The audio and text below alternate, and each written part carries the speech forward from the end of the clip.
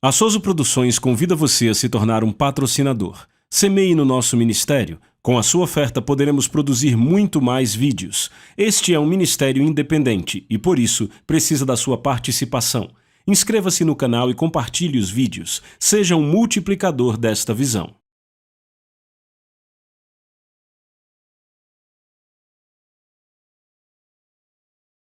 Os versículos usados nos vídeos que traduzimos nem sempre correspondem a versões em português. Muitas vezes precisamos traduzir do original em inglês para fazerem sentido no contexto do vídeo.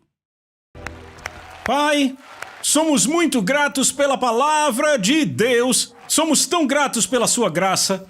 Em nome de Jesus. Amém. Amém. Você pode sentar. Sabe, a última sessão foi uma das mais confrontadoras, mas quer saber? Eu descobri que às vezes o confronto é uma coisa boa. Quando eu era criança e eu estava lutando contra alguma coisa, minha mãe me levava para o dentista, eu com dor de dente, algo do tipo. Aquele dentista, sabe, eu não gostava quando ele fazia o trabalho dele. Eu não gostava de tomar injeção, de ficar naquela cadeira, mas sabe, depois de algumas semanas eu estava muito bem. Quantos sabem que a palavra de Deus é como um bisturi cirúrgico bem afiado? E ela vai cortar fora as coisas que te matam e pode não ser confortável quando está acontecendo. Mas quantos sabem que é muito melhor tirar aquele mal fora, certo? Foi basicamente o que aconteceu na última sessão. Agora, essa sessão, vamos fazer uma breve revisão e hoje teremos outro aspecto emocionante da graça. Abra aí em Efésios 3:10. Através de cristãos como vocês, este extraordinário plano de Deus, repitam, extraordinário, está se tornando conhecido e sendo falado até entre os anjos. Eu estou dizendo, vamos dar assunto para os anjos falarem? Extraordinário é definido como além do que é normal, excepcional, que excede a medida comum. Alguns antônimos são comum, normal e usual. Então, qual é o oposto de extraordinário?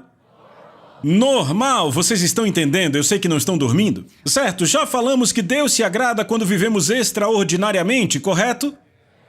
Não podemos agradar a Deus com nossa própria força. Quando fazemos isso, ficamos tristes. Mas temos boas notícias do apóstolo Pedro. Ele disse em 2 Pedro capítulo 1, verso 3, temos tudo o que precisamos para viver, uma vida que agrada a Deus, tudo isso nos foi dado pelo próprio poder de Deus. Poderíamos dizer, temos tudo o que precisamos para viver uma vida extraordinária, tudo isso nos foi dado pela graça de Deus.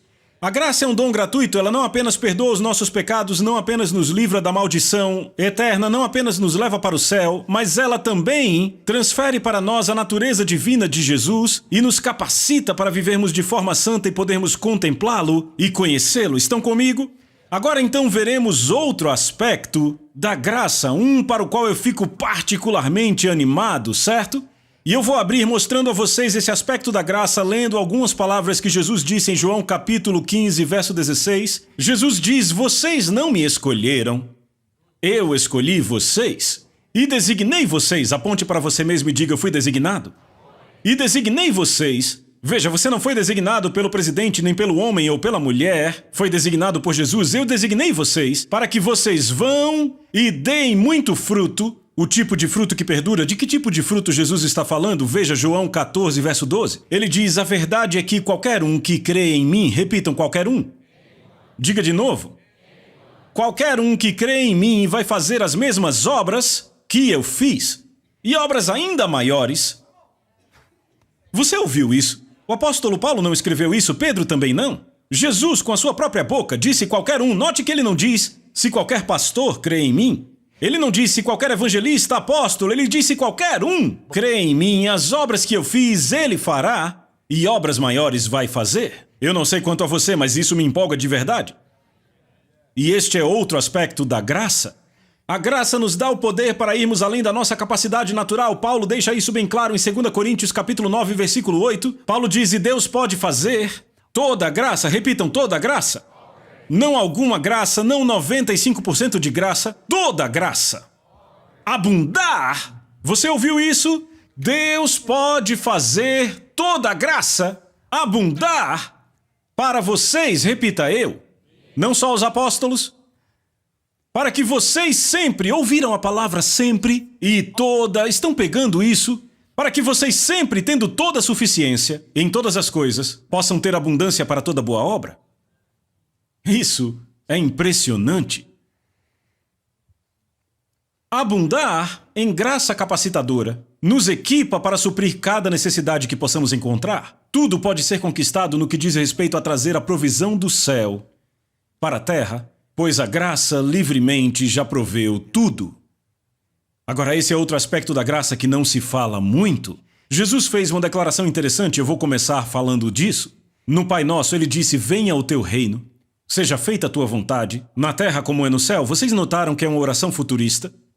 Não era uma oração futurista para Jesus, e não era uma oração futurista para nós, mas foi uma oração futurista para os apóstolos. Estão comigo? Deixa eu esclarecer dizendo o seguinte: ele está falando sobre o reino, e quantos sabem que Jesus falou muito sobre o reino? Sabe o que é interessante para mim? Deus deu a mim e a você o reino, não a religião. E eu acho que precisamos pensar mais como um povo do reino. Venha o teu reino, seja feita a tua vontade, na terra como é no céu. Veja, deixa eu explicar isso bem claro. Os fariseus uma vez ficaram realmente com muita raiva de Jesus, porque muita gente dizia que ele era o Messias, e sabe, os fariseus tinham um conceito de como o Messias viria, e o conceito deles era interessante, desenvolvido por estudos muito antigos. Porque o profeta Isaías disse: pois um menino nos nasceu, um filho se nos deu, o governo está sobre seus ombros, e para o seu reino não haverá fim. Então eles tinham um conceito de um Messias de guerra militante que viria, libertando eles da opressão romana, governando, estabelecendo o trono de Davi, governando para sempre. E aí Jesus veio. Um garoto de Nazaré, com um monte de prostitutas, e a máfia seguia ele porque os coletores de impostos eram a máfia. E disseram: peraí, não era assim que esperávamos o Messias? E aí finalmente ficaram tão frustrados porque as pessoas diziam que Jesus era o Messias e confrontaram Jesus no Evangelho de Lucas. Disseram: certo, você é o Messias? Onde está o reino? Vamos, Isaías falou de estabelecer o governo do trono e que para o aumento disso não haveria fim. Onde está? Jesus olhou para eles e disse: ei, não digam que está aqui, nem digam que está lá. O reino de Deus está dentro.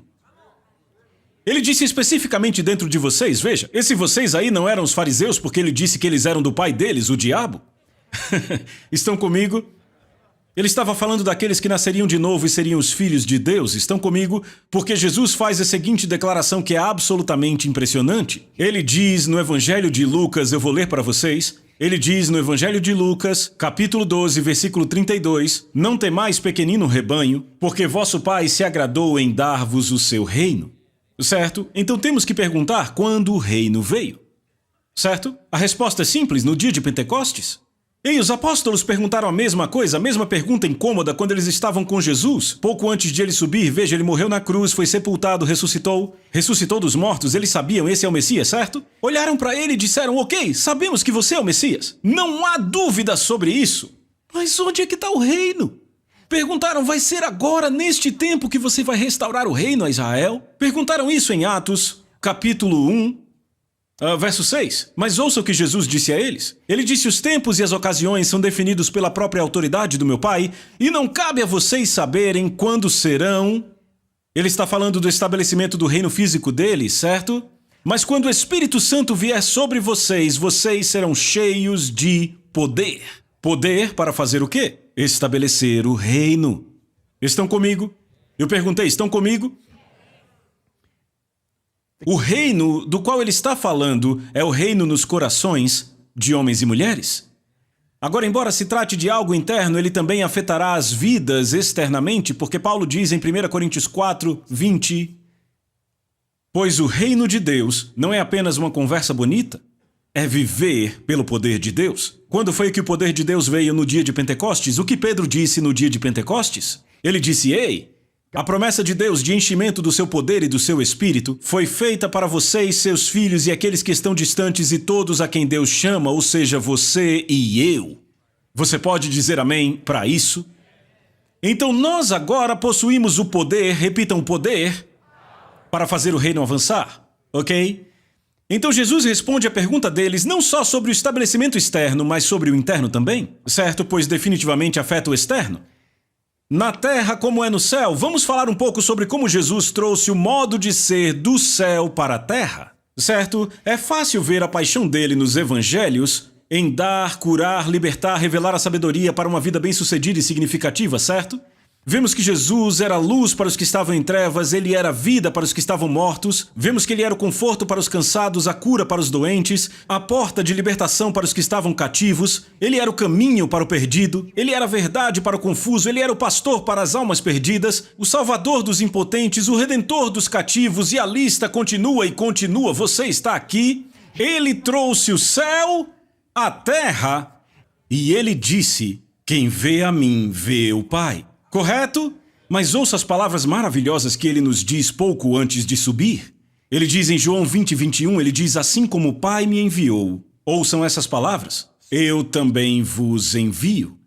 Assim como o Pai me enviou. Para fazer o quê? Para levar o evangelho, as boas novas do reino. Eu agora estou enviando vocês. É um bom lugar para dizer amém. Por isso que Jesus repetidamente disse isso nos evangelhos. João 13:20 é um bom exemplo. Ele diz: entendam bem, eu gosto muito da versão A Mensagem, ele diz: entendam bem, receber alguém que eu envio é o mesmo que receber a mim, Jesus. Assim como receber a mim, Jesus, é receber ao Pai que me enviou. Agora, com os apóstolos, você lembra nos evangelhos? A coisa interessante é que o evangelho estava apenas perto deles, não estava dentro deles. Estão comigo? Se você olhar Mateus capítulo 10, versículo 1, a Bíblia diz: tendo chamado seus 12 discípulos, deu-lhes Jesus autoridade sobre espíritos imundos para os expelir e curar toda sorte de enfermidades e doenças, certo? Depois que Jesus deu a eles esse poder, veja o que ele diz nos versos 7 e 8. Vão e anunciem a eles que o reino dos céus está perto. Repitam, perto. Não é aqui, é perto. Pegaram? Curem os doentes, ressuscitem os mortos, curem os leprosos e expulsem demônios. Certo? Eles deviam declarar o reino, a vontade de Deus devia ser feita na terra como é no céu. Agora, se houvesse uma situação, ouça com atenção isso, se houvesse uma situação na vida de uma pessoa que não fosse de acordo com o padrão do céu, tinha que ser mudada. Pessoas não são atormentadas por demônios no céu. Pessoas não têm lepra ou qualquer outra doença no céu. Pessoas não adoecem no céu, não passam fome no céu. Pessoas não têm falta de criatividade no céu. Pessoas não sofrem falta no céu. Estão comigo? O poder dado a eles era para mudar o que era contrário ao céu, aqui na terra. Uau! Com relação a atender necessidades físicas, os apóstolos tiveram uma grande oportunidade. Foram para o deserto. Havia 5.000 pessoas, se não me engano foi nessa ocasião, 5.000 pessoas. Não comiam direito há 3 dias, certo? Jesus olhou para os discípulos porque eles vieram até ele e disseram: Jesus, temos um problema aqui. São 5.000 pessoas famintas há 3 dias. Sabe o que Jesus disse a eles? Deem algo para eles comerem. Mas sabe o que eles disseram? O desejo de Jesus era que os discípulos utilizassem o poder da graça para atender aquelas pessoas. Não devia haver falta, assim como não há falta no céu. Mas os discípulos não creram. Sabe o que disseram? Seria necessário uma pequena fortuna para comprar comida para todo esse povo. Marcos 6, 37. Então o que fizeram? Imediatamente passaram tudo aquilo para sua própria habilidade natural? Então o que Jesus fez? Ele disse: certo, pessoal, eu vou fazer já que vocês não creem.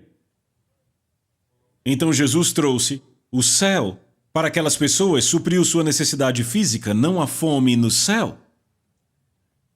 Perderam uma oportunidade. Quanto a expulsar demônios, a curar enfermos, aquilo funcionou? Os 12 retornaram e disseram: os próprios demônios se nos submetem pelo teu nome. Por alguma razão, naquelas áreas conseguiram atuar, mas não conseguiram suprir a necessidade física de uma multidão faminta pelo poder da graça. No entanto, é importante notar, e eu quero enfatizar isto, que os discípulos deviam proclamar que o reino estava apenas próximo. Outra vez, as palavras de Jesus: vão e anunciem que o reino está perto. No entanto, no dia de Pentecostes, o reino não estava mais perto, agora estava aqui. O reino agora está no coração dos homens e mulheres que nasceram de novo e são cheios do seu espírito, assim como o reino estava em Jesus. Ficou muito claro na última ceia quando Jesus disse sobre o Espírito Santo: hoje ele vive com vocês, mas estará em vocês. Ele disse aos discípulos: vocês curaram doentes e ressuscitaram mortos, mas fizeram isso apenas com o Espírito Santo vivendo perto de vocês. E ele disse: em breve ele estará dentro de vocês. o reino estará dentro, porque o reino de Deus não é comida nem bebida, mas justiça, paz e alegria no Espírito Santo. Vocês estão comigo? Quando você está em Deus, você está nesse reino. Quando o Espírito Santo vem habitar em nosso interior, lembre-se de Jesus à direita do Pai. O Pai está no céu e Jesus à sua direita. O Espírito Santo é a pessoa da divindade que está aqui. Mas ele não está perto de nós como das pessoas do Antigo Testamento. Ele está em nós. O reino está dentro.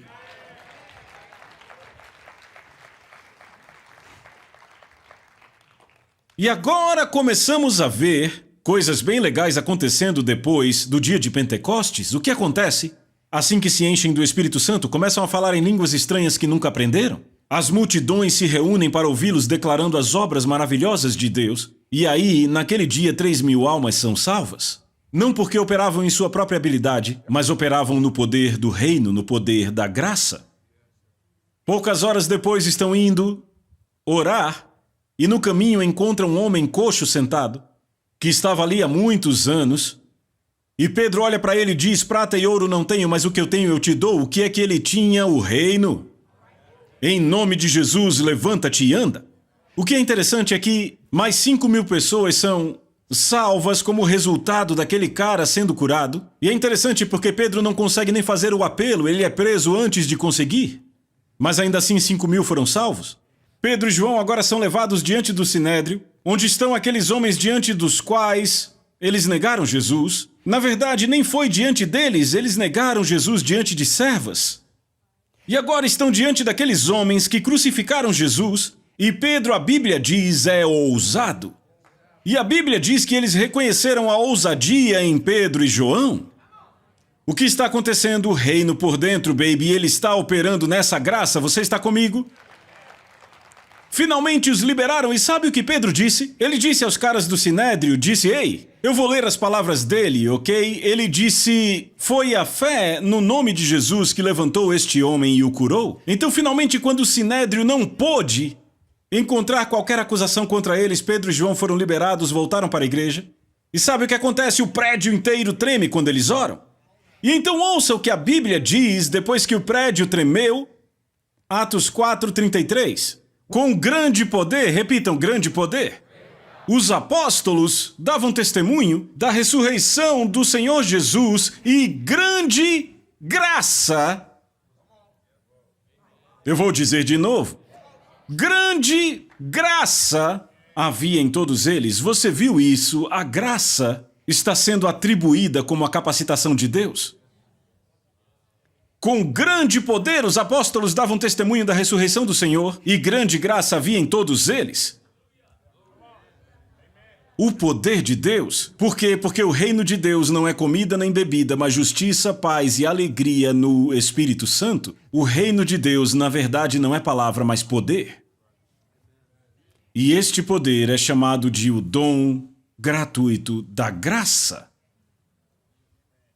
Está escrito bem aí. E os apóstolos realizando milagres em pessoas, o que era aquilo? O que eram os milagres? Qualquer coisa na vida de alguém não congruente com o céu era mudado. Porque eles tinham um reino dentro e faziam o reino se manifestar naqueles que não tinham o que havia no céu. Ouçam as palavras de Jesus. Venha o teu reino. Seja feita a tua vontade na terra, assim como é no céu. Quando é que nós vamos crer nisso?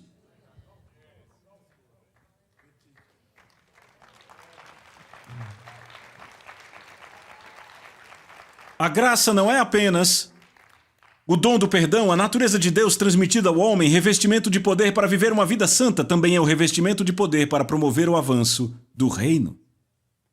O ponto é que muitas vezes as pessoas têm problemas para ministrar aos outros porque fazem na sua própria força, não no poder da graça. Eu te desafio. Vá para o trabalho e diga: Deus, eu preciso da sua graça. Eu preciso da sua graça para ser uma testemunha da sua ressurreição no lugar onde eu trabalho. Agora não vá para lá querendo aparecer, apenas vá para lá e viva. Veja, quando é que de fato vamos entender isso? Não é a nossa habilidade. Se você vai na sua habilidade, a graça de Deus dá um passo atrás. Porque ela diz, eu não quero nenhuma glória da carne na minha presença. Mas quando você entra lá dizendo, ok, Deus, eu vou só me inclinar, faça o que quiser, eu sou seu vaso, que a sua graça seja grande. Você entende agora porque eu disse que sou viciado na graça? Eu só quero graça. Eu oro de manhã porque eu quero mais graça. Eu não quero graça adicionada na minha vida, eu quero ela multiplicada na minha vida. Por quê? Porque eu quero isso tão desesperadamente. Para que pessoas vejam Jesus Cristo em mim. Eu não quero que a pessoa veja o vaso, eu quero que ela veja o tesouro dentro do vaso. É nisso que eu estou interessado. Estão comigo? Isso é muito bom. Então, infelizmente, a igreja não enxergou que o poder de Deus estava disponível para todo crente, como Jesus deixou claro na última ceia. A princípio era visto como só para os apóstolos. No entanto, isto finalmente mudou. Vemos vislumbres de mudança em Atos 5, porque agora não só Pedro está pregando, todo mundo está pregando. Porque ouçam o que diz Atos 5:42, e todos os dias no templo e de casa em casa não cessavam de ensinar e de pregar Jesus, o Cristo. De casa em casa, não tinham rádio, não tinham satélite. Pedro não podia pregar na casa de 500.000 pessoas todo dia. Ou seja, os crentes perceberam, fomos capacitados com o reino, fomos capacitados com a graça para levar o reino. Estão comigo? Então é aí que nós começamos a ouvir a palavra multiplicação. Ouça com atenção. Ora, naqueles dias, isso é Atos 6:1, versículo seguinte àquele que acabei de ler. Ora, naqueles dias, multiplicando-se o número dos discípulos, repitam, multiplicando-se. É a primeira vez que encontramos multiplicação em Atos. Antes era só adição, porque eram só os apóstolos. Quando só os apóstolos operavam em graça para o avanço do reino, nós só tínhamos adição. Deixa eu ler Atos 2:41, havendo um acréscimo naquele dia de quase 3.000 pessoas. Outra vez Atos 2:47, enquanto isso acrescentava-lhes o Senhor. Atos 5:14, crentes eram mais e mais adicionados ao Senhor, adição. Você não acha multiplicação até Atos 6, depois que os crentes começaram a operar na graça de Deus? Estão comigo? Então lemos Atos 6:7, alguns versículos depois. Crescia a palavra de Deus em Jerusalém e se multiplicava muito o número dos discípulos. Repitam, se multiplicava muito. Agora deixa eu compartilhar aqui a diferença entre a adição e grande multiplicação. Se o pastor Mark aqui fosse ganhar 500.000 de pessoas para o Senhor todo mês, estão comigo? Quantos diriam, é um ministro muito bom? Sabe quanto tempo ele levaria para alcançar o mundo? Mais de 1.000 anos. Contanto que nesses mais de 1.000 anos ninguém nascesse e ninguém morresse. Você entende o quanto são 1.000 anos? Pegue uma referência, volte 1.000 anos. Cristóvão Colombo nem era nascido, não havia nem Estados Unidos. Na verdade, nem existia o rei Luís XV da França. 1.000 anos é muito tempo, e lembre, ninguém pode nascer nem morrer nesses 1.000 anos. Esse tempo é o que levaria o pastor Mark para alcançar o mundo se estivesse ganhando 500.000 de almas por mês. Isso é adição. Quer saber o que é grande multiplicação? Se você sai e impacta a vida de 2 pessoas pela graça de Deus e as deixa empolgadas na igreja, no mês seguinte essas pessoas vão e impactam mais 2 pessoas. E aí no próximo mês, essas 4 pessoas impactam mais 2 pessoas cada. E no mês seguinte, essas 8 pessoas impactam mais 2 cada. Sabe quanto tempo levaria para alcançar a América? 1 ano e 10 meses. Quanto tempo para alcançar o mundo? 2 anos e 9 meses. Um é adição e outro grande multiplicação. Você vê o quanto nós estamos aquém, simplesmente porque não pregamos a graça de Deus como ela é. Era isso que acontecia na igreja antiga, foi isso que lemos. Ouçam o que está em Atos 19, versos 9 e 10. Paulo saiu e levou os seguidores com ele para a sala de aula. Ele ensinou, ouçam, de tirano. Ele falou lá todos os dias por 2 anos, até que cada judeu e gentio na Ásia tivesse ouvido a mensagem do Senhor. Ok, você entendeu isso? Sabe qual era a população da Ásia Menor naquela época? 11 milhões de pessoas. Ouça estas palavras. Cada judeu e gentio na Ásia ouviu a palavra do Senhor. Quantos sabem que a Bíblia não pode exagerar? Sabe quando alguém aumenta? É algo mais ou menos assim. Eu fui pescar sábado passado, lá na reserva, e eu peguei cada peixe daquele lago. Agora, o que esse cara está tentando dizer? Está tentando dizer pegamos muitos peixes, mas ele não pegou todos os peixes daquele lago. Isso é um exagero. É uma mentira. Ok? Estão comigo? Quantos sabem que a palavra de Deus não pode exagerar? Agora pense nisso comigo. Quando a palavra de Deus diz que cada ser humano, tanto gentio quanto judeu em toda a Ásia Menor, ouviu a palavra do Senhor em 2 anos, não tem como toda a Ásia Menor, 11 milhões de pessoas, terem ido para a sala de aula em Tirano. O que Paulo está fazendo é exatamente o que eu estou fazendo com vocês hoje. Disse a elas, vocês têm a graça de Deus, para quê? Para fazer avançar o reino, pare de fazer na sua própria habilidade. Porque o que Paulo disse, se vocês tentarem aperfeiçoar, certo? Se tentarem aperfeiçoar sua vida cristã pelo seu próprio esforço humano, recebem a graça de Deus em vão? Lembram que ele disse isso? O problema é que temos muita gente atuando em seus próprios esforços. Como os discípulos. Como a gente compra tanta comida para tanta gente? E Jesus olha para eles, eu disse para darem de comer a eles. Eu disse a vocês, eu, o Senhor da Glória, a palavra de Deus revelada na carne, disse a vocês para alimentá-los. Vocês precisam de mais alguma coisa? Não precisam. Tá aí a chave. Temos que ouvir o que a palavra diz na situação em que estamos. Senhor, fale comigo sobre aquele povo do trabalho. Não me entenda mal, não é para você pregar para o pessoal do trabalho o tempo todo. Você tem que trabalhar, você está sendo pago para isso, não roube seu patrão.